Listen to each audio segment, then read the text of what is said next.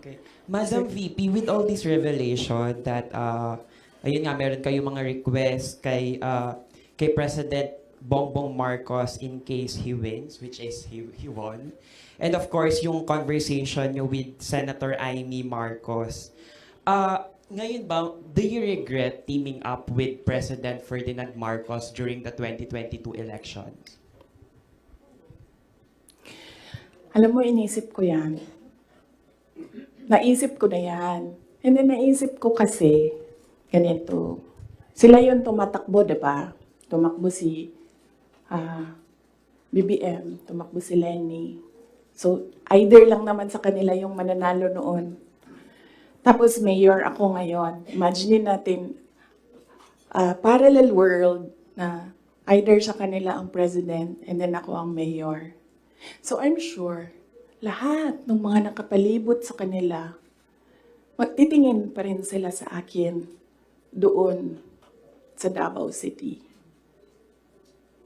Hahabulin pa rin nila ako doon sa Davao City because tinitingnan nila, yung mga nakapalibot sa kanila, wala na yan silang pakialam kasi president na sila, diba? Pero yung mga nakapalibot sa kanila, may pakialam. Kasi sila yung tumitingin ng future. Sila yung tumitingin ng 2028. And then, meron akong realization yan because ang nagsabi sa akin yan, si former Senate President Manny Villar. Sabi niya, wala kang kawala dyan.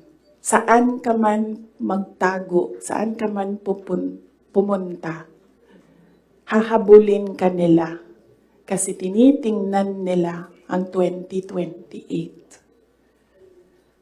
So, I don't regret running for Vice President. Kasi imagine nyo, kung mayor ako, tapos hinahabol nila ako ngayon. Diba? Napakadali nila ako i-suspend. Napakadali nila ako kasuhan. Napakadali nila ako tanggalin sa pwesto as mayor. Ngayon, hindi nila ako matanggal.